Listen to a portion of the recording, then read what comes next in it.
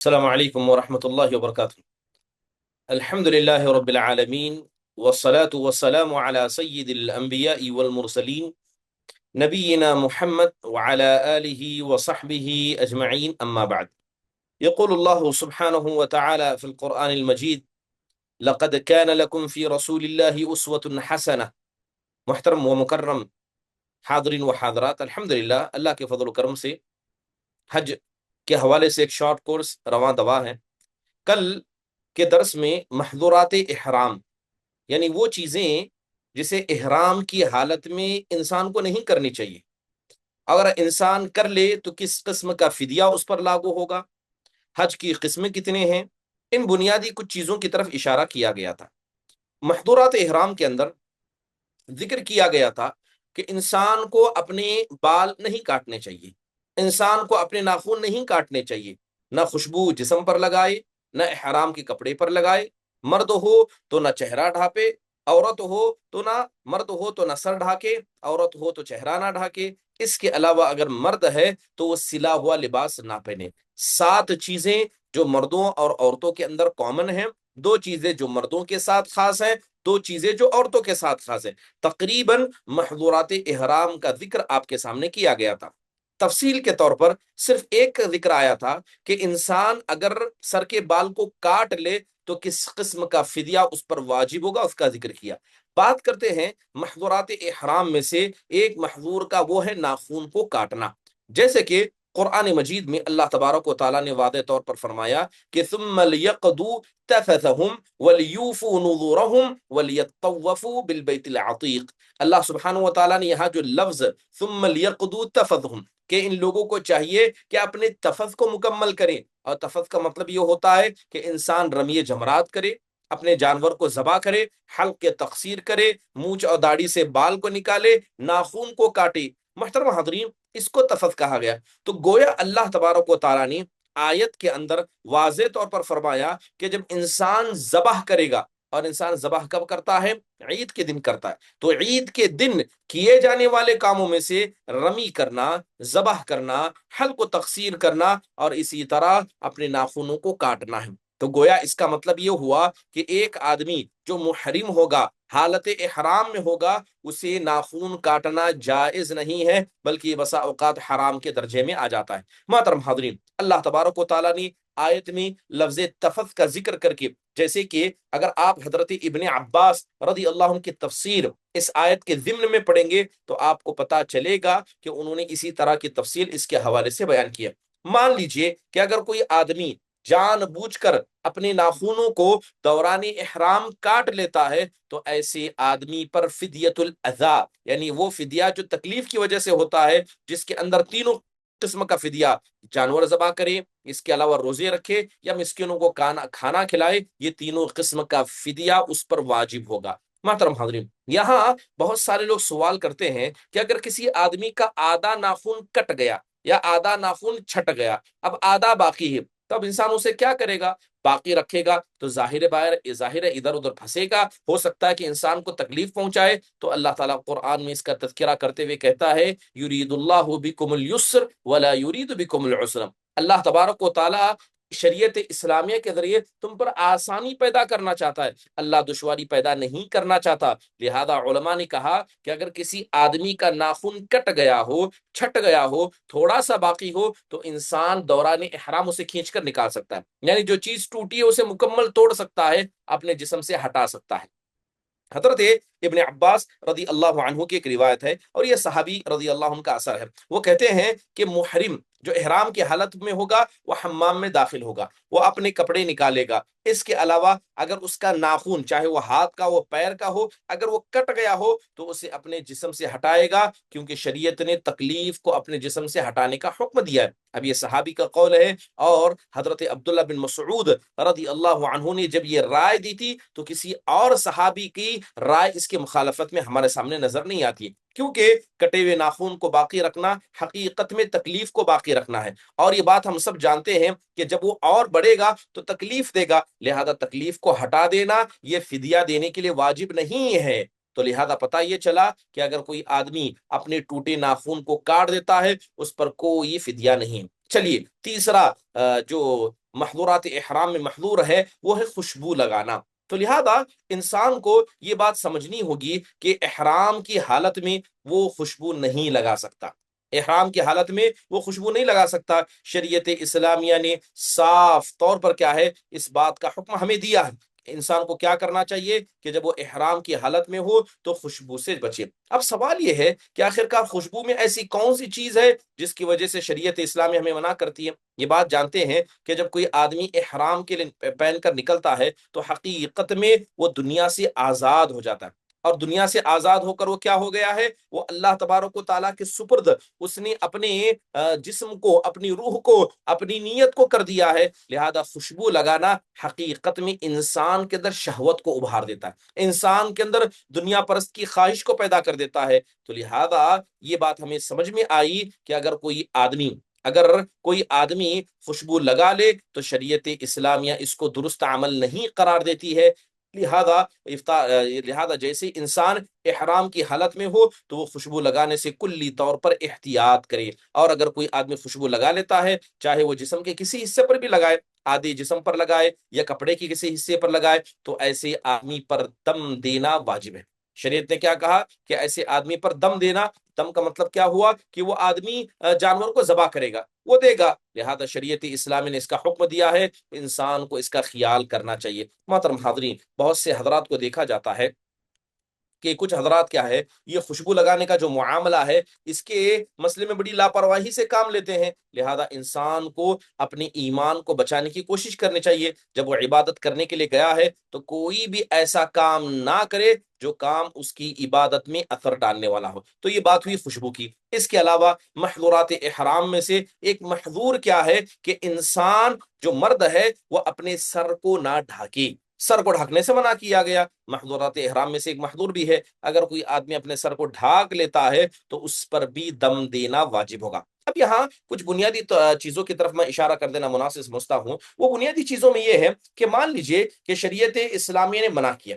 کیا منع کیا ہے؟ کہ انسان اپنے سر کو نہیں ڈھاکے گا. لیکن مان لیجئے کہ اس آدمی نے سر پر ڈھانکنے والی چیز کو سر سے نہیں چپکایا. مثال کے طور پر یہ ٹوپی دیکھ رہے ہیں، یہ سر سے چپکی ہوئی ہے، نہ ٹوپی لگا سکتے ہیں نہ کپڑا آپ سر پر ڈال سکتے ہیں. لیکن کوئی ایسی چیز جو سر سے دور ہو، سر سے دور ہو، تو اس کے ذریعے سر کو ڈھکا جا سکتا ہے. مثال کے طور پر اگر کسی آدمی نے چھتری لگا لی، ٹھیک ہے، اپنے آپ کو سائے میں لے گیا، کسی درخت کے سائے میں لے گیا، یا اپنے آپ کو کسی ایسی چیز کے نیچے لے گیا جس کے ذریعے اس کا سر ڈھک رہا ہے مگر وہ چیز اس کے سر سے چپکی بھی نہیں ہے، تو علماء نے اس کو جائز قرار دیا. اسی طرح جس طرح آدمی ٹینٹ کے اندر جا سکتا ہے، اسی طرح جس طرح آدمی سخت گرمی کی وجہ سے چھتری استعمال کر سکتا ہے، تو علماء نے اس بات کی اجازت دی کہ وہ آدمی اس کام کو کر سکتا ہے. شریعت اسلامیہ اسے اس بات سے منع نہیں کرتی. لہذا محترم حاضرین، تو پتہ یہ چلا کہ جو سر کو چھپانے کی بات ہے وہ ایسی چیز سر پہ نہ رکھے جو سر سے چپکنے والی ہو. اگر سر سے کسی دوسری چیز کو رکھتا ہے جو دور ہے تو اسے کر سکتا ہے. علماء اکرام نے اس بات کی اجازت دی ہے. یہاں پر چند باتیں ہمیں یہ سمجھنی ہوگی کہ دیکھیے بہت سارے لوگوں کی عادتیں ہوتی ہے کہ جب وہ رات میں سوتے ہیں تو اوڑھ کر سونا ان کی عادت ہوتی ہے. اگر ایسا کوئی آدمی کپڑا اوڑھ کر سوئے جو اس کے سر سے چپک جائے تو یہ بھی اسی کے اندر شامل ہو جائے گا. لہذا انسان کو کلی طور پر اس مسئلے میں احتیاط کرنا چاہیے. محترم حاضرین، بات اگر سر کو چھپانے کی ہے، جی ہاں، سر کو نہیں چھپا سکتے. اب لباس کے اندر بہت ساری چیزیں آتی ہیں. محظورات احرام میں سے ایک محظور یہ ہے کہ انسان سلا ہوا کپڑا نہ پہنے. شریعت نے کیا کہا کہ محظورات احرام میں سے ایک محظور کیا ہے کہ انسان سلا ہوا کپڑا نہ پہنے. شریعت نے اس کو منع کیا ہے، اور یہ خاص کر کس کے لیے ہے؟ یہ مردوں کے لیے ہے. اب نہ سلا ہوا کپڑا اوپر پہنے نہ نیچے پہنے.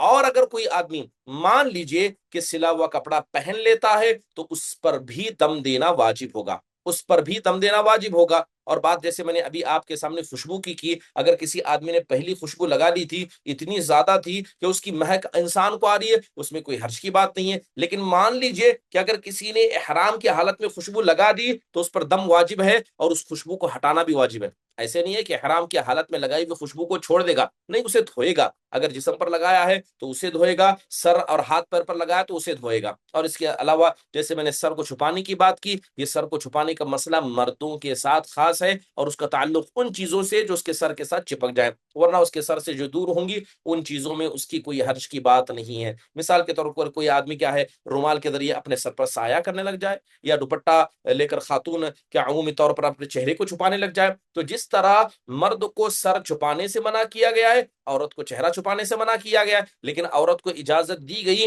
کہ اگر اجنبی آئے تو وہ دوپٹے کے ذریعے ایک کپڑا لٹکا سکتی، اجازت ہے، وہ کپڑا جو اس کے چہرے سے بالکل چپکا ہوا نہ ہو، درست ہے۔ اسی طرح علماء نے کہا کہ جس طرح سر کو ڈھانکنے سے منع کیا گیا، اگر کوئی جو اس کے سر کے اوپر ہو تو آدمی اس کے ذریعے اپنے سر پر کیا ہے سایہ کر سکتا ہے، جائز ہے۔ اور بات اگر سائے کی کریں، جی ہاں، اس میں کوئی حرج کی بات نہیں ہے کہ انسان سائے کا استعمال کرے، انسان کیا کرے سائے کا استعمال کرے۔ اور بات اگر کپڑا پہننے کی جائے، ایک چیز میں آپ کو بتا دوں کہ حج کے دوران آپ نے بہت سارے لوگوں کو دیکھا ہوگا کہ وہ ایک بیلٹ پہنتے، نیچے احرام باندھ لیا، مرد و حضرات کی بات کر رہا ہوں، تو وہ ایک بیلٹ پہنتے ہیں، اس بیلٹ کو آپ دیکھیں گے وہ بیلٹ سلا ہوتا ہے، اس کے علاوہ اس میں سامان رکھنے کی جگہ موبائل رکھ سکتے ہیں، گھڑی رکھ سکتے ہیں، یا اس کے علاوہ جو دیگر چیزیں موجود ہوتی ہیں، پیسہ ہے، پاسپورٹ وغیرہ، وہ چیزیں رکھنے کی جگہ ہوتی ہے۔ تو بہت سارے لوگوں نے سوال کیا کیا اسے پہنا جا سکتا ہے؟ جی ہاں، وہ احرام کے لباس کے علاوہ زائد چیز ہے،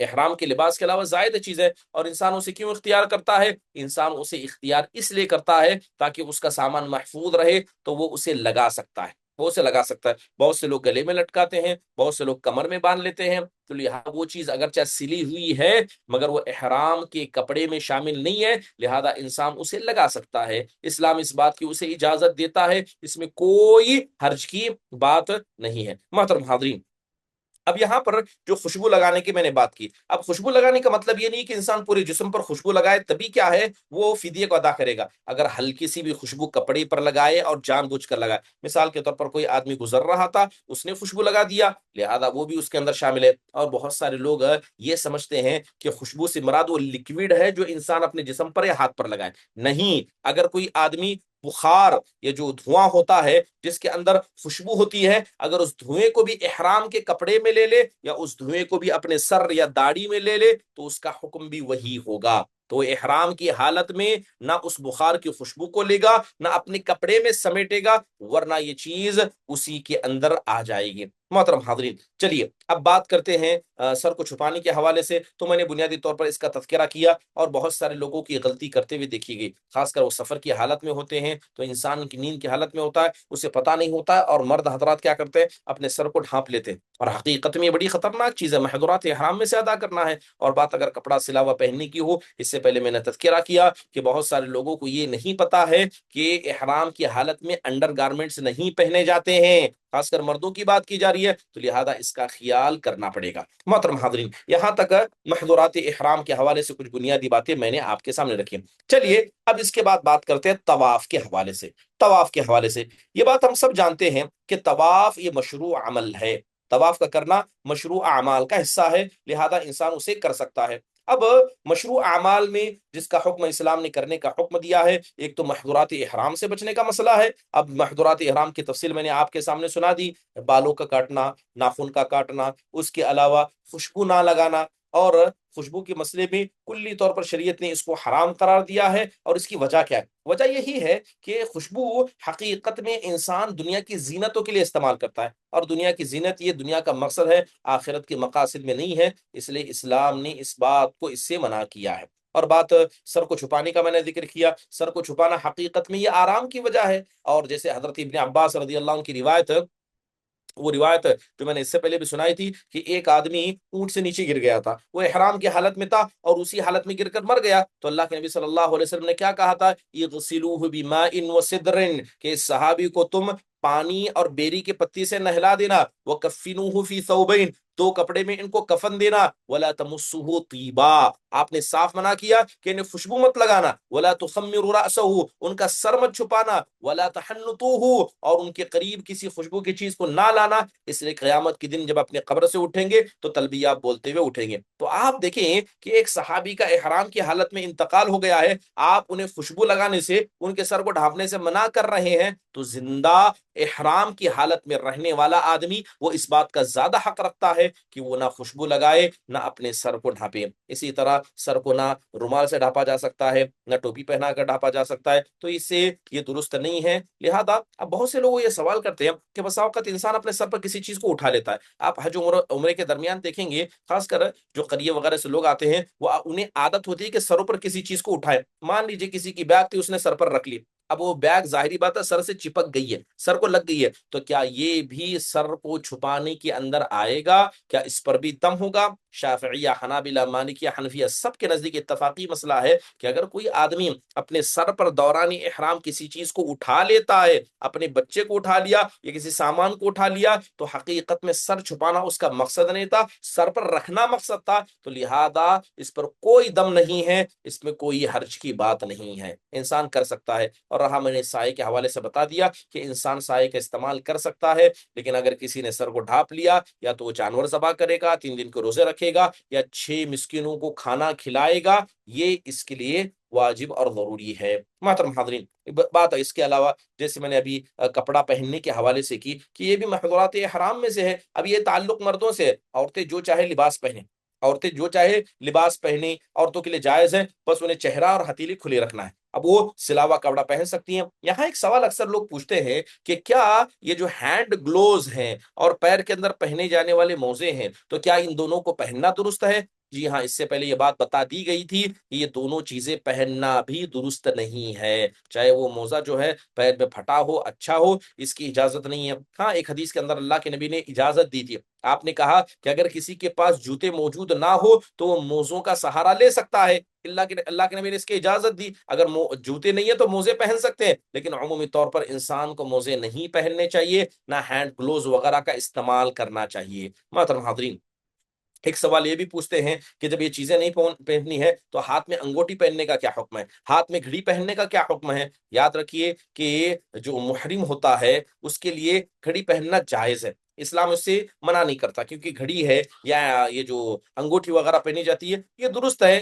جیسے ابن عباس رضی اللہ عنہ نے کہا لا بأس بالخاتم للمحرم، کہ اگر کوئی احرام کی حالت میں انگوٹھی پہن لاتا تو کوئی حرج کی بات نہیں، کیونکہ اس کی منع کی کوئی دلیل موجود نہیں ہے، لیکن پھر بھی جب آدمی اللہ کی عبادت کے لیے جا رہا ہے تو یہ جو گھڑی ہے، یہ انگوٹھی ہے، جو چیزیں انسان کی کیا ہے مال کو دکھاتی، ان چیزوں کو نکال کر جائے، سادہ سیدھا زندگی میں جائے۔ اس نے سفید کپڑا پہنا ہے، ایسی حالت میں اگر قیمتی گھڑی پہن لیتا ہے، اچھے انگوٹیاں پہن لیتا ہے، یہ چیزیں بھی اس کے اندر ایک عجیب قسم کا تکبر پیدا کر سکتی ہے، اس لیے انسان کو اس سے بچنا چاہیے، ورنہ اجازت تو اس کی ہے، وہ اجازت تو شریعت اسلام میں اس کی دیتی ہے، اس میں کوئی حرج کی بات نہیں۔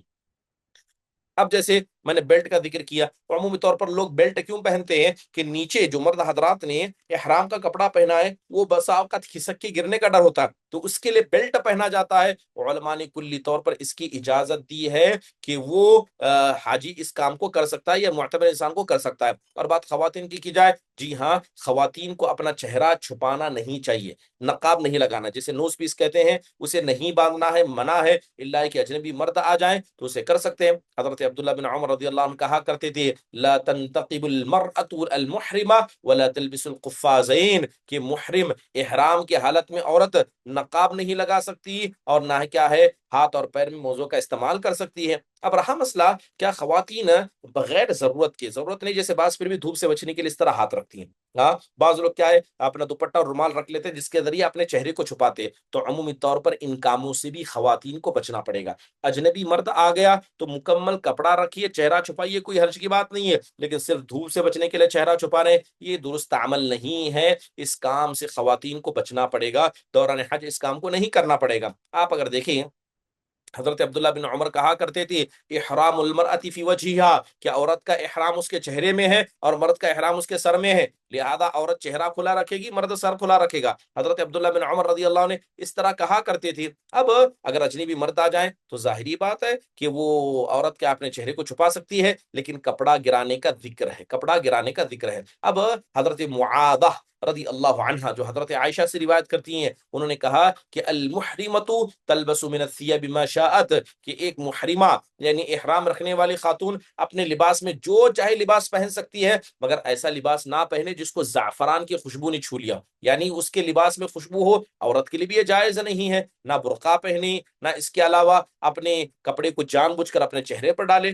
منع کیا گیا۔ کیونکہ جیسے ابن قیم رحم اللہ کہا کرتے تھے کہ نبی صلی اللہ علیہ وسلم کی بیویاں اس امت کی سب سے بہترین ہماری مائیں ہیں، جنہوں نے امت کو سب سے بہترین علم سکھایا۔ اب حضرت اسماء خود کیا کہتی ہیں، کننا نغطی وجوہنا من الرجال، کہ جب اجنبی مرد آتے تو ہم اپنے چہرے کو چھپا لیا کرتی تھی، ہم اپنے چہرے کو چھپا لیا کرتی تھی۔ حضرت فاطمہ بنت سے اس طرح کی روایتیں ہیں۔ تو بہرحال اگر اجنبی مرد آ جائیں تو انہیں چہرہ چھپانے کا حکم ہے، وہ بھی پردہ گرانے کا حکم ہے۔ محترم حاضرین، اب جہاں تک یہ بات کی جائے کہ چہرے کو چھپانے کی ہے، تو یہ بات آپ کو سمجھنی ہوگی کہ صرف اجنبی مردوں کے سامنے ہی اس کے کرنے کا حکم دیا گیا، عام طور پر انسان کو اس کام کو نہیں کرنا چاہیے۔ چلیے، میں بات طواف کی کر رہا تھا۔ جی ہاں، طواف یہ حج اور عمرے کے اندر ایک اہم کردار رکھتا ہے۔ طواف کسے کہتے ہیں؟ عربی کے اندر طواف کہتے ہیں کہ دوران الشیء علی الشیء، کہ کسی چیز کو ایک کے بعد کرنا، جیسے ہم راؤنڈ لگانا کہتے ہیں، ایک چیز کے بعد کسی ایک چیز کو ایک کے بعد دوبارہ کرنا۔ اور اصطلاحی انداز سے کہتے ہیں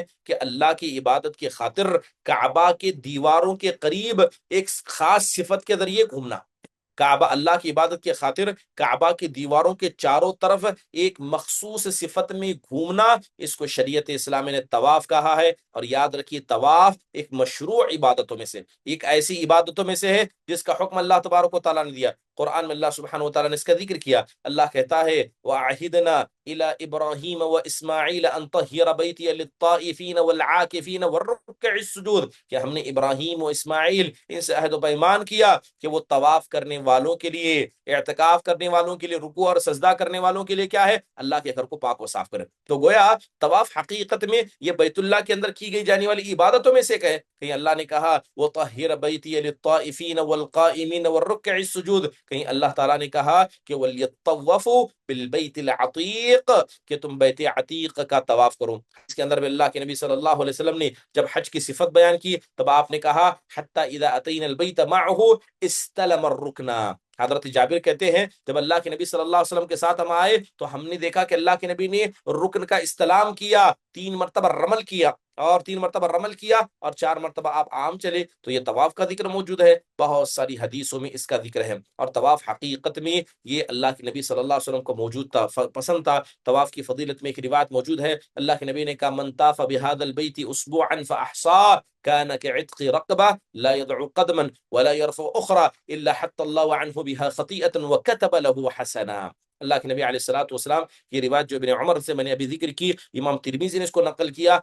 آپ نے کہا کہ جو آدمی بیت اللہ کا طواف کرتا ہے، بیت اللہ کا طواف کرتا ہے، گویا گن گن کر کرتا ہے، جیسے کہ اسے غلام آزاد کرنے کا ثواب ملے گا۔ ایک قدم نہیں رکھے گا، ایک قدم نہیں اٹھائے گا، مگر اللہ تعالیٰ اس کے ثواب کو بلند کرے گا، اللہ اس کے گناہوں کو معاف کر دے گا۔ محترم حاضرین، اب سوال یہ ہے کہ طواف کا حکم ہمیں کیوں دیا گیا ہے؟ یاد رکھیے کہ اس گھر کا طواف کر کے ہم اللہ کی قربت چاہتے ہیں، اس گھر کا طواف کر کے اللہ کا ذکر بلند کرنا چاہتے ہیں۔ لہذا حقیقت میں طواف کرنا وہ اس گھر کی تعظیم کرنا ہے، اور اس کے گھر کے رب کی تعظیم کرنا ہے۔ یہاں تک کہ انسان دل کے ذریعے تعظیم کر رہا ہے تو اپنے ہاتھ و پیر کے ذریعے بھی تعظیم کرے، وہ حجر اسود کو کیا استلام کرے، رکن یمانی کو دیکھے اور حجر اسود کی طرف اشارہ کرے۔ یہ ساری عبادت حقیقت میں یہ اللہ کو یاد کرنے، تکبیر، ذکر اور تحسین کے لیے ہیں۔ لہذا شریعت اسلامی نے اس بات کا ہمیں حکم دیا۔ اب بات اگر طواف کی کرے، جی ہاں، طواف کا ایک خاص طریقہ ہے، طواف کرنے کی ایک صفت ہے، انسان کو اس کو سمجھنا ہوگا۔ اب طواف کی صفت کیا ہے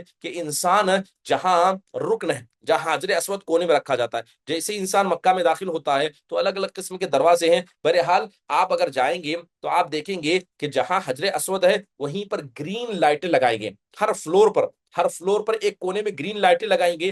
جہاں گرین لائٹ موجود ہے بالکل اس کے پاس ہی کیا ہے، بالکل اس کے کیا ہے اپوزٹ ہی میں کیا حجر اسود موجود ہے۔ تو انسان کیا کرے گا، طواف کرنے سے پہلے اسی حجر اسود سے طواف کو شروع کرے گا۔ ٹھیک ہے، اور حسل تو سنت یہ ہے کہ اس کا استلام کرے، اسے چھوئے، لیکن چھونے کا مطلب نہیں کہ لوگوں کو تکلیف دینا، بھیڑ میں 11 میں 12 نمبر بن جانا، بلکہ اگر انسان کو دیکھے کہ بہت ہی زیادہ وہاں پر بھیڑ ہے تو انسان اس سے دور رہے گا۔ اب انسان کیا کرے گا، جیسے بیت اللہ پہنچے تو سب سے پہلے جلد بازی اس کو کرنی چاہیے، اس کو تاخیر نہیں کرنی چاہیے، جیسے ہی جائے گا اب وہ دیکھ رہا ہے کہ اس کے بائیں جانب کیا ہے، حجر اسود موجود ہے، اگر قریب ہے تو چھو لے، بھیڑ ہے تو ہٹ جائے، بس ہاتھ سے اشارہ کرے، اور جہاں گرین لائٹ موجود ہے وہاں سے اپنا طواف شروع کرے، اور ایک مکمل کر کے دوبارہ گرین لائٹ کے پاس پہنچے گا یا حجر اسود کے پاس پہنچے گا تو اس کا ایک طواف ختم ہو جائے گا، اس کا ایک طواف ختم ہو جائے گا۔ اس طرح اسے کل 7 طواف کرنے ہوں گے، شریعت اسلام میں اس کو طواف قرار دیتی ہے۔ اب یہ طواف جو کرنا ہے اس کے بھی کچھ کنڈیشن شریعت اسلام میں لگاتی ہے، ایسا نہیں کہ جو چاہے طواف کر دے، جس حالت میں چاہے اسے طواف کر دے، نہیں، سب سے پہلی شرط جو علماء نے لگائی وہ نیت کا ہونا ہے، کیونکہ طواف ایک عبادت ہے تو عبادت کے لیے نیت کا ہونا ضروری ہے، انما الاعمال بالنیات، کہ اعمال کا دار و مدار نیت پر ہے۔ اب سوال یہ ہے کہ اگر کوئی آدمی حج افراد کر رہا ہے، اگر کوئی آدمی حج قران کر رہا ہے، اگر کوئی آدمی حج تمتع کر رہا ہے، الگ الگ قسم کے حج ہیں، تو کیا نیت کرتے وقت ہمیں یہ دل میں رکھنا ہوگا کہ میں حج قران کر رہا ہوں اس لیے اس کا طواف کر رہا ہوں؟ نہیں، انسان کو اتنا سب نیت کرنے کی ضرورت نہیں، بس طواف کی نیت کر لے وہ کافی ہے، حدیث سے اتنا ہی ثابت ہے۔ اب طواف کی دوسری شرطوں میں یہ ہے کہ انسان کو اپنی سطر پوشی کرنی پڑے گی، یعنی انسان سطر کو کھول کر طواف نہیں کر سکتا، اسلام نے اس کو صحیح نہیں قرار دیا، اس نے قرار دیا، قرآن میں اللہ نے کہا یا بنی آدم خذوا زینتکم عند کل مسجد، کہ بنی آدم کی اولاد، اے بنی آدم تم کیا کرو، اللہ کے گھر کو جاؤ تو تم زینت اختیار کرو۔ اب یہ آیت جب اتری، حقیقت میں اہل جاہلیت کیا کرتے تھے، بیت اللہ کا ننگا اور برہنہ ہو کر طواف کیا کرتے تھے، دن میں مرد کرتے، رات میں خواتین کیا کرتی تھی، تو اللہ تبارک و تعالیٰ کو ان کی ادا پسند نہ آئی، تو اللہ تعالیٰ نے کہا کہ جب مسجد آؤ، اللہ کا گھر آؤ، اللہ کے گھر کو آؤ، تم زینت اختیار کر لیا کرو۔ حضرت ابو ہریرہ کہتے ہیں کہ حضرت ابو بکر صدیق نے ایک مرتبہ حج کے وقت مجھے بھیجا اور کہا، حجۃ الوداع کے موقع پر کہا، یؤذنون فی الناس یوم النحر، کہ عید کے دن میں سب کے سامنے یہ اعلان کروں، لا یحج بعد العام مشرک ولا یطوف بالبیت عریانا۔ حضرت ابو ہریرہ کہتے ہیں کہ حضرت ابوبکر نے مجھے حکم دیا تھا کہ میں لوگوں کے سامنے اعلان کروں کہ آج کے بعد کوئی مشرک حج نہیں کرے گا اور کوئی آدمی کعبۃ اللہ کا برہنہ طواف نہیں کرے گا۔ تو لہذا پتہ یہ چلا کہ طواف کے لیے انسان کے سطر کا چھپا ہونا ضروری ہے۔ اس کے علاوہ انسان کے لیے ضروری ہے کہ وہ کیا ہے، چھوٹی اور بڑی ناپاکی سے پاک ہو، یعنی غسل سے بھی پاک ہو اور وضو بے وضو ہونے سے بھی پاک ہو، تو لہذا باوضو ہونا اور غسل سے پاک ہونا یہ طواف کی شرطوں میں سے ہے۔ لہذا بغیر کسی عذر کے اگر کوئی حائضہ کیا ہے طواف کرتی ہے کعبۃ اللہ کا تو شریعت اسلام اس کو حرام قرار دیتی ہے۔ آپ حضرت عائشہ، حضرت صفیہ رضی اللہ عنہما دونوں کی روایتیں پڑھ کر دیکھیں۔ حضرت عائشہ کے بارے میں آتا ہے کہ جب وہ احرام کی حالت میں انہیں حیض ہوا تو اللہ کے نبی نے ان سے کہا، افعلی ما یفعل الحاج، کہا کہ عائشہ جو حاجی کرتے ہیں سب کر لو، غیر اللہ تطوفی بالبیت حتی تطہری، کہتے ہیں کہ نہیں، اگر تم سب کرنا، لیکن جب بات طواف کیا ہے تو طواف نہیں کرنا، انتظار کرنا یہاں تک کہ کیا ہو جائے، یہاں تک کہ تم پاک ہو جاؤ۔ تو لہذا اگر کسی کو دوران حج ایسا مسئلہ ہو جاتا ہے، وہ تمام کاموں کو کرے گی لیکن بیت اللہ کا طواف نہیں کرے گی یہاں تک کہ وہ کیا ہے اپنے سے پاک ہو جائے۔ حضرت عائشہ رضی اللہ عنہ حضرت صفیہ کے بارے میں کہتی ہیں جب ان کو حیض ہوا تو اللہ کے نبی نے کہا وَإِنَّهَا لَحَابِسَتُنَا، کہ حضرت صفیہ تو ہمیں یہاں روکنے والی ہیں۔ فقالوا یا رسول اللہ کے نبی صلی اللہ علیہ وسلم سے کہا گیا قد زارت یوم النحر فلتنفر معکم، کہا کہ اللہ کے نبی یوم النحر کے اندر انہوں نے بیت اللہ کی زیارت کر لی تھی، تب کہا کہ ٹھیک ہے لے ساتھ میں لے چلو، تو پتہ یہ چلا کہ حائدہ انتظار کرے گی۔ اب ایک سوال یہاں پر یہ ہے کہ مان لیجیے جیسے آج کل ٹور اینڈ ٹریولز کا مسئلہ ہے، اب 2 دن میں ٹور نکلنے والا ہے، کسی خاتون کو حیض ہو گیا، اب 2 دن کے اندر ٹور نکلنے والا ہے، اب وہ حیض کی حالت میں طواف نہیں کر سکتی اور طواف اس کے لیے ضروری ہے، تو ایسی حالت میں کیا کرے گی؟ کیا وہ ٹور اینڈ ٹریولز کو چھوڑ دے گی، اکیلے رک جائے گی؟ نہیں، یہاں پر اگر آپ لجنہ دائمہ کا فتویٰ دیکھیں، ابن عثیمین، ابن قیم، ابن تیمیہ، بہت سارے علماء کے اختیارات دیکھیں، کہتے ہیں کہ اگر کوئی خاتون اس طرح کی مجبوری میں آئے کہ قافلہ اسے چھوڑ کر چلا جائے گا، وہ اکیلی باقی رہ جائے گی، ایسے مسائل آئیں گے تو اس کے لیے حیض کی حالت میں طواف کرنا جائز ہے۔ حیض کی حالت میں طواف کرنا جائز ہے، لیکن یہاں اسے خیال رکھنا ہوگا کہ گندگی مسجد تک نہ پہنچے، وہ گندگی کو اپنے جسم تک خیال کر لے، روک لے، اس کی اجازت ہے۔ کیوں؟ اللہ کہتا ہے کہ فاتقوا اللہ ما استطعتم، کہ جتنا ہو سکے اللہ تبارک و تعالیٰ سے ڈرو۔ اب سوال یہ ہے کہ حیض کی حالت میں طواف کرنے کی اجازت علماء نے آخر دی کیوں دی؟ اب اس کی ایک چھوٹی سی مثال سمجھیے کہ نماز وقت پر پڑھنا واجب ہے، اب انسان کا کپڑا ہوا میں اڑ گیا، انسان کا کپڑا ہوا میں اڑ گیا، اب اس کے پاس کپڑا ہی نہیں ہے، نماز واجب ہے، تو کیا وہ کپڑے کا انتظار کرے گا یا بغیر کپڑے کے وہ نماز پڑھے گا؟ اب جا کر اس مسئلے کو پڑھیں گے تب آپ کو سمجھ میں آئے گا کہ شریعت اسلامیہ نے عورت کو حیض کی حالت میں جب وہ مجبوری کی صورت میں ہو تو اسے طواف کرنے کا حکم کیوں دیا۔ رہا بات اگر مستحاضہ کی کرے تو جی ہاں، مستحاضہ ہو یا ایسی کوئی بیماری انسان کو ہو جیسے سلسلۃ البول، پیشاب کے قطرے وغیرہ نہ رکنے کی موجود ہو، شوگر بہت زیادہ، بی پی بہت زیادہ ہے، پیشاب پر کنٹرول نہیں ہے، یا کوئی بڑے بزرگ ہے جن کو ڈائپر وغیرہ پہنا دیا گیا ہے اور گندگی کا خطرہ ہے، تو ایسی کوئی عورت جس کو استحاضہ ہے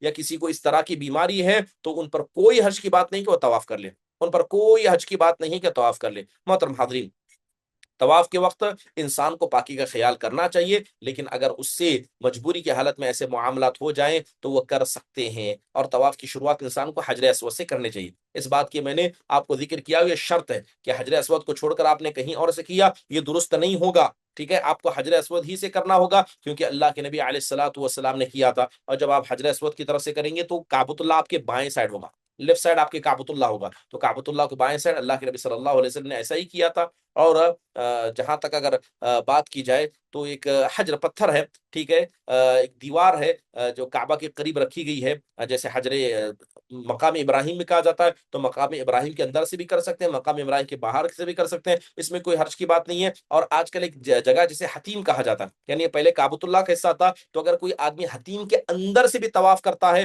وہ طواف میں شمار ہوگا، ضروری نہیں کہ حتیم کے باہر ہی سے کیا جائے، ویسے عمومی طور پر حتیم بند ہی ہوتا ہے، وہاں پر جانے کی اجازت نہیں، لیکن اگر کوئی آدمی حتیم کے اندر سے بھی نکل کر باہر نکل جائے وہ طواف کے اندر شامل ہوگا، اسے طواف کے باہر نہیں کیا جائے گا۔ اور طواف انسان کیا کرے گا؟ یہ مکہ مسجد کے اندر رہ کر کرے گا، ایسا نہیں کہ مسجد کے باہر اور طواف کر رہا ہے، نہیں، مسجد کے اندر اس کو رہ کر کرنا پڑے گا، چاہے وہ نیچے جائے مطاف میں چلا جائے یا فرسٹ فلور پر چلا جائے، سیکنڈ فلور پر چلا جائے یا اونچا چلا جائے، بہرحال مسجد کے اندر رہ کر طواف کرنا پڑے گا۔ اب اگر کوئی آدمی کہتا نہیں میں مسجد کے باہر صحن میں نکل کر آتا ہوں، اور صحن سے، خاص کر صحن سے کیا ہے، بالکل باہر کے حصے سے کرتا ہوں، آپ اگر دیکھیں صحن میں بھی ایک حصہ باہر چھوڑا گیا جیسے لوگ طواف کرتے ہیں، وہ مجبوری کی شکل ہے، وہ مجبوری کی شکل ہے، ورنہ عمومی طور پر اگر کوئی پورے کعبۃ اللہ کے باہر سے کرنا چاہے انسان کو نہیں کرنا چاہیے، مسجد کے اندر والے حصے سے ہی کرنا چاہیے، یہ زیادہ بہتر ہے۔ طواف کتنے کرے گا؟ وہ 7 چکر لگائے گا۔ طواف کتنے کرے گا؟ 7 کرے گا۔ اللہ کے نبی علیہ الصلوۃ والسلام نے ایسا ہی کیا تھا۔ مان لیجئے کسی کو شک ہو گیا، کسی کو شک ہو گیا کہ طواف میں اس نے کتنا کیا ہے تو کیا کرے؟ تو اس آدمی کو یقین کرنا پڑے گا کسی ایک پر، مثال کے طور پر شک ہو گیا 7 ہوئے کہ 6 ہوئے، اسے یقین کرنا پڑے گا، ہاں چلو میرے 6 ہی ہوئے، اگر اسے شک ہے تو کم والی چیز پر یقین کر کے اور ایک طواف کر لے گا۔ مثال کے طور پر 6 اور 7 اس میں شک تھا، تو 6 اور 7 میں کم کیا ہے؟ 6 ہے، تو لہذا 6 پر یقین کر کے اور ایک زائد کر کے وہ اپنے طواف کو مکمل کرے گا، یہی ضروری ہے۔ اس کے علاوہ بہت سارے لوگ کیا کرتے ہیں، 2 چکر لگانے کے بعد جا کر بیٹھ جاتے ہیں، پانی پینے نکل گئے، گھومنے نکل گئے، باتھ روم میں نکل گئے، یہ درست نہیں ہے، بلکہ طواف کو ایک ساتھ کرنا چاہیے، ایک کرنے کے بعد دوسرے طواف کے اندر، اس لیے کہا کہ موالات کہا جاتا، طواف کو ایک کے بعد دیگر کرنا، علماء نے اس کو واجبات میں قرار دیا ہے۔ اب طواف کٹ گیا، کیسے کٹ گیا؟ نماز کھڑی ہو گئی تو انسان نماز میں کھڑا ہو جائے گا، اس وقت طواف ہی بھی ہوگا، وہ طواف ہی کی حالت میں ہوگا، لیکن وہیں کھڑے ہو کر نماز پڑھے گا، جیسے نماز ختم ہوگی فوراً طواف کی دوبارہ نیت کر کے وہ طواف کرے گا۔ اگر کوئی آدمی چلنے کی طاقت رکھتا چل کر طواف کرے، نہیں چلنے کی طاقت رکھتا ویل چیئر پر کرے، اس پر طاقت نہیں رکھتا الیکٹرانک ویل چیئر ہے اس پر کرے، اسلام اس بات کی اجازت دیتا ہے، اس میں کوئی حرج کی بات نہیں ہے۔ لیکن اگر کوئی آدمی کسی کو اٹھا بھی لیتا ہے، کسی بوڑھے بزرگ کو اٹھا لے، جیسے لوگ بچوں کو اٹھا لیتے ہیں، کسی نے اپنے ماں کو اٹھا لیا، باپ کو اٹھا لیا، تو اٹھا کر بھی طواف کر سکتے ہیں، کوئی حرج کی بات نہیں ہے۔ اور رہا بچے کا مسئلہ، بچہ بھی طواف کرے گا، بچہ بھی طواف کرے گا، تو لہذا یہ کچھ بنیادی طواف کے حوالے سے تھی۔ آئندہ مجلس میں انشاءاللہ تعالی آپ کے سامنے ذکر کیا جائے گا طواف ہی کے حوالے سے، جیسے طواف کی شروط اور صفت دونوں چیزیں میں نے بتا دی، آئندہ مجلس میں ذکر کیا جائے گا کہ طواف کی سنتیں کیا ہیں، طواف کی سنتیں جس کا خیال انسان کو کرنا چاہیے۔ تو چلیے اللہ تعالیٰ سے دعا ہے کہ اللہ تبارک و تعالیٰ ہمارے اٹھنے بیٹھنے کو قبول فرمائے، جو باتیں بتائی گی جو کتاب و سنت کی روشنی میں ہے اللہ اس کو سن کر اس پر ہم کو عمل کرنے کی توفیق نصیب فرمائے۔ اگر کسی کوئی سوال سبق کے حوالے سے ہو تو پوچھ لیں۔ السلام علیکم و رحمۃ اللہ وبرکاتہ۔ وعلیکم السلام ورحمۃ اللہ وبرکاتہ۔ शेख मेरे शौहर ऐसा टूरों पे जाते रहते, कभी जिद्दा कभी जिद्दा ज्यादा जाना होता तो अ, ऐसा 2-3 दिन का रहता टूर। तो क्या हम, उनका ऑफिस का काम है तो हम ये भी नियत कर सकते, उम्रा की भी नियत कर सकते साथ ही साथ। अ, मेरे शौहर बोलते उम्रा भी लेना कर ये लेंगे। चाह रहे हैं कि उनका टूर एंड ट्रैवल्स का बिजनेस है, तो क्या हम उम्रे की नीयत से नहीं जा सकते? हाँ, ऐसा मेरे शौहर बोलते टूर पे जा रहे तो साथ ही साथ उम्रा भी कर लेंगे। तो तो ऐसा ये नियत कर सकते हैं, हालांकि उनका जॉब का काम है वहां पे। जी तो साथ कर ही साथ सकते हैं। उम्रा भी कर सकते हैं ना ऐसा। बिल्कुल, नियत कभी बदल सकती है, उसमें क्या, इबादत की नियत कभी भी कर सकते हैं। जी। हम्म, जजाक। या कल्ला मरहबा। सना के भी। अस्सलाम वालेकुम रहमतुल्लाहि वबरकातुहू। वालेकुम अस्सलाम वरहमतुल्लाहि वबरकातुह। सर मेरा एक सवाल है, तवाफ के वक्त वजू अगर टूट जाता है तो ऐसी सूरत में क्या करना चाहिए? तवाफ के वक्त में वضو टूट जाए, जैसे मैंने अभी जिक्र किया कि इंसान को वضू करना चाहिए। वضू किन चीजों से टूटता है, वो बुनियादी चीजें अल्हम्दुलिल्लाह हम भी सब जानते हैं। अगर जी। जब मिसाल के तौर पर दौरान नमाज अगर वضू टूट जाए तो इंसान क्या करेगा? तो जाहिर अब बात फिर है, से। नमाज पढ़ेगा, जाएगा, मुकम्मल करेगा। ठीक है। और इसी तरह जी। तवाफ के दौरान अब वजू टूट गया, दौरान टूट गया। तवाफ में वजू शर्त है। उमूमी तौर पर अगर आप इब्ने बाज, इब्ने उथैमीन सबको पढ़ें तो सबके नजदीक तवाफ के लिए वजू का होना जरूरी है, क्योंकि तवाफ नमाज की तरह ही समझा गया है, सिवाय इसके कि इसमें बात करने की इजाजत है। अगर तवाफ के दौरान वजू टूट जाए तो फौरन तवाफ रोक दें, जाकर वजू करें, फिर वापस आकर जहां से छूटा था वहीं से तवाफ जारी करें। शुरू से दोबारा करने की जरूरत नहीं है। अगर बहुत ज्यादा फासला, ये देरी हो जाए, अगर लंबा वक्फा हो गया, तो बेहतर है कि नया तवाफ शुरू कर दें। ठीक है। जी सर, वजू के दरमियान अगर दूर है, वजू खाना अगर दूर हो तो ऐसे वक्त में हम स्प्रे बॉटल इस्तेमाल कर सकते हैं? स्प्रे के जरिए वضू करना, लेकिन उसे यकीन होना चाहिए कि सच में वضू हो रहा है। बसा औकात इंसान समझता है कि स्प्रे बॉटल के जरिए वضू हो जाता है, लेकिन कहीं ना कहीं उसके अंदर कमी रहती है, जैसे नाक में पानी डालना, कुल्ली करना, वضू के जी। अरकान वाजिबात को अदा करना, बसा औकात उसमें दुश्वारी हो जाती है। तो बेहतर है दूर जी। ही हो, लेकिन जा कर आए। जी। जी। जी। जी।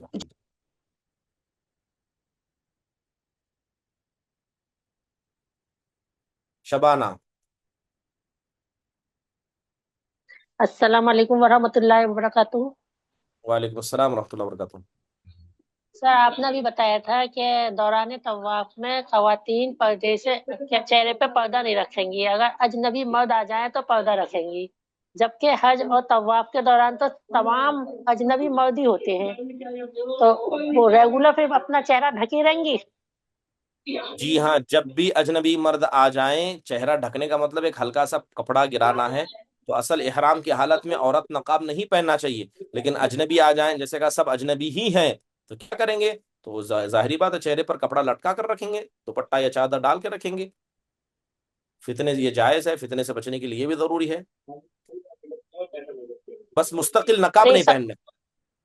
अच्छा, और मेरा सवाल ये था, क्या खवातीन मर्द मर्द की सफों में खड़े होकर नमाज पढ़ सकती हैं आगे पीछे? जैसे नहीं पढ़नी चाहिए।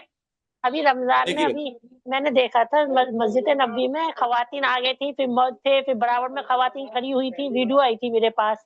नहीं नहीं, दुरुस्त अमल तो वो नहीं है, कहीं मक्का मदीना में हो, कहीं भी हो, जो शरीयत के उसूल है बदलते नहीं है। ठीक है। जहां तवाफ तवाफ के दौरान जब होता है तो औरतों की सफों को अलग किया जाता है और मर्दों की सफों को अलग किया जाता है। हाँ, ये बात अलग है कि बीच में थोड़ा सा आने जाने की जगह होगी, आजू बाजू ही होंगे, करीब में ही होंगे, लेकिन उनके सफ आगे पीछे अलग हैं, इनकी अलग हैं। तो असल में वैसा ही होना चाहिए। और मदीना के ये जो वीडियोज आते हैं, ये सहन के बाहर, सहन के अंदर के मस्जिद के अंदर मर्दों का हिस्सा अलग है, औरतों का हिस्सा अलग है, लेकिन बाहर सहन की बात की जाए, कुछ मर्द जल्दबाजी में औरतों की जगह में नमाज पढ़ने लगते हैं। गैर दुरुस्त अमल है, नहीं करना चाहिए। ओके, जजाकल्ला फिर दुनिया वाला। हयाकल्ला मरहबा। जुवेरिया। अस्सलाम वालेकुम रहमतुल्लाह। अलैहिस्सलाम रहमतुल्लाहि व बरकातहू। शेख, मैं माजरत चाहती हूँ, मेरा सवाल थोड़ा मौजू से हट के था, तो इजाजत है शेख? जी जी। शेख हमारे यहाँ हाल ही में इलेक्शन हुआ, तो इलेक्शन के दौरान जो हल्की जो स्याही जो नाखून या उंगली पर लगाई जाती है, तो वो इब्तिदा में सिर्फ निशान रहता है शेख। लेकिन अब ये 2-3 दिन हो गए, वो एक बाकायदा एक थिक लेयर जम गई है शेख। तो ऐसी हालत में वजू हो सकता है या नहीं? हालांकि वजू के शुरूत में से है ना कि अगर कोई चीज आ जाए वजू को भीगने से रोकती है तो उसे हटाना चाहिए, तो क्या करना शेख ऐसे मसले में? देखिए, अगर थिक लेयर बन गई है तो उसे रगड़ दे, रगड़ नहीं सकते तो हल्का नाखून को ऊपर से हटाने की कोशिश करें। लेकिन जी शेख, वजू वो के लिए जैसे नाखून। आपने कहा बराह रास्त पानी आदाए वजू तक बराह रास्त पहुंचे, ये जरूरी है। अब इलेक्शन में जो स्याही लगाई जाती है सिर्फ निशान रंग है, यानी कोई लेयर नहीं होती उम्मीद तो जहां तक मैं जानता हूँ, सिर्फ एक रंग होता है, तो गालिबन इससे वضو हो जाएगा। लेकिन जैसे आप करें कि तह एक लेयर बन गई है, तो थिक लेयर बन हम्म। गई है, तो पानी को जल्द पहुंचने से रोक रहा हो, तो ऐसे हालत में वضو सही जी, नहीं होगा, तो उसको रगड़ने की कोशिश करें, उसको हटाने की कोशिश करें। वो हटाने की कोशिश कर रहे शेख, लेकिन नहीं हो रहा हो तो। हाँ, अगर जबरदस्ती करने से नुकसान वगैरह हो सकता है, तो इंशाल्लाह ताला ऐसी हालत में वضو कर लीजिए। अल्लाह ताला नियतों को जानता है, मजबूरी कहें माजूरी कहें। जी शेख, जजाकल्ला खैर। मोहम्मद असद।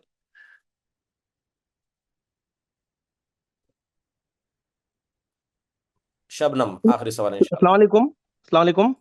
वालेकुम रहमतुल्लाहि व बरकातुहू। हाँ मौलवी साहब, एक सवाल है। अभी हम लोग इंशाल्लाह बेंगलुरु एयरपोर्ट जाते वक्त मतलब होटल से नहा धो के एहराम पहन के जाएंगे, तो अंडर गारमेंट्स मतलब एयरपोर्ट जाते तक हम लोग पहन सकते हैं, लेकिन नीयत मेरी नहीं होगी एहराम की। फ्लाइट में बैठने के बाद हम लोग नीयत करेंगे, बस एहराम होटल से हम लोग पहन के जाएंगे और उस वक्त हम अंडर गारमेंट पहन के जा सकते हैं एयरपोर्ट में एहराम पहनने के बाद, लेकिन नीयत नहीं होगी हमारी एहराम की। असल में जब आपने नीयत बांधी उसी के बाद से महज़ूरात इहराम का शुमार होता है। अब नीयत कम करेंगे आप, हो सकता है फ्लाइट में बैठने के बाद करें। नीयत करने से पहले सारी चीजें पाक साफ होनी चाहिए, तब तक कोई हर्ज की बात नहीं, वो आम कपड़े की हालत में ही है। अच्छा, लेकिन बस एहराम हम लोग और अंडरगारमेंट पहन के मतलब एयरपोर्ट में जा सकते हैं, कोई मसला नहीं है ऐसे? जा सकते हैं बिल्कुल, लेकिन जब इहराम जैसे नीयत असल नीयत है इहराम की, अगर वो नीयत बांध ली तो उससे पहले हाँ तमाम चीजें महज़ूरात इहराम की दूर होनी चाहिए। अच्छा, जजाकल्ला खैर। या कल्ला। शबनम, आखिरी सवाल है इंशाअल्लाह। अस्सलाम वालेकुम वालेकुम सलाम वरहमतुल्लाह। रहमतुल्लाहि व बरकातहू जी। शेख में ये सवाल था, आपने कहा है ना कि औरत के लिए हाथ पर कपड़ा मतलब दस्ताने नहीं पहन सकती, क्या हाथ पे कपड़ा रख सकती है? ऐसा मतलब मैं जब उम्रे के लिए गई थी ना शेख, तो मुझे एसी की वजह से ठंडी लगती है, तो मैंने हाथ ढकी, तो बस अच्छा सकते हैं क्या? देखिए, उमूमी तौर पर जो हाथ को छुपाने से मना किया गया है वो असल में इसीलिए है कि शरीयत ने से मना किया औरत दस्ताने ना पहने, सिले हुए दस्ताने पहनना मना है। क्या हाथ हम्म। कपड़े से ढक सकती है? जी हाँ, बिल्कुल कर सकते हैं, इसमें कोई हर्ज की बात नहीं है। चादर है, अबाया का हिस्सा है डालना, मतलब उमूमी तौर पर आपने कपड़ा लटका लिया, उसके अंदर हाथ छुप गया, अबाया वगैरह तो लंबे होते हैं, हाँ। और अक्सर मकसद क्या है, जी शेख। उसे छुपाना नहीं मकसूद होता है, वो कपड़ा ही वैसा आता है। और सर्दी एसी में क्या है, सिचुएशन बिल्कुल आम है, चादर या शाल ढांप सकते हैं, उसमें कोई हर्ज की बात नहीं है, हाथ अंदर छुपा ले सकते हैं, ढीला कपड़ा पहन लिए। बस ये ना करें कि जी बाकायदा सिले हुए दस्ताने ना पहने, जो शरीयत के जी शेख, अंदर वो मना नहीं है, पहना। सिले हुए दस्ताने नहीं पहनना। जी शेख। और शेख, क्या कपड़ा थोड़ी देर लगा और फिर हटा दिए तो जब तो दम नहीं होता है ना? जी, अगर कपड़ा लगा और हमें एहसास हुआ और हमने हटा दिए तो सिर्फ कुछ सेकंड या मिनट ही हुए, तो जब दम नहीं होता है चेहरे ना? पर हाँ, चेहरे पर ही। नहीं, उसमें कोई हर्ज की बात नहीं है। इन्नमल अमाल बिन्नियत, अमाल का दारोमदार नीयत पर, किस नीयत से आपने किया, असल वो है। चंद सेकंड के लिए कपड़ा लटक गया नहीं, इस सूरत में दम लाजिम नहीं होता है। जैसे आपने कहा कि भूल कर हो जाए या गलती से हो जाए या बहुत जी थोड़ी देर के लिए हो जाए, इस पर कोई दम कफारा नहीं है। कपड़ा लगा, फौरन जी एहसास हुआ, फौरन हटा दिया, ये गुनाह नहीं है, इस पर कोई दम नहीं है। मुस्तकिल जानबूझ का चेहरा ढांप हाँ, लेना ये अलग मसला है, लेकिन चंद सेकंड मिनट के लिए गैर इरादी तौर पर जो होता है, इंशाअल्लाह अल्लाह ताला से माफ करेंगे। जी, जज़ाकल्लाह खैर। हयाकल्ला मरहबा। चलिए, इसी के साथ खत्म मजलिस का ऐलान किया जाता है। अल्लाह तबारक व तआला से दुआ है अल्लाह ताला हमारे इस होने वाले हज को बड़े आसाम व आराम से करे, और जो लोग हज पर जा रहे हैं अल्लाह ताला सबको नेक अमल की तौफीक अता फरमाए। खत्म मजलिस की दुआ पढ़िए। सुब्हानकल्लाहुम्मा व बिहम्दिक, अशहदु अल्ला इलाहा इल्ला अंता अस्तगफिरुका व अतूबु इलैक। अस्सलामु अलैकुम व रहमतुल्लाहि व बरकातुहू।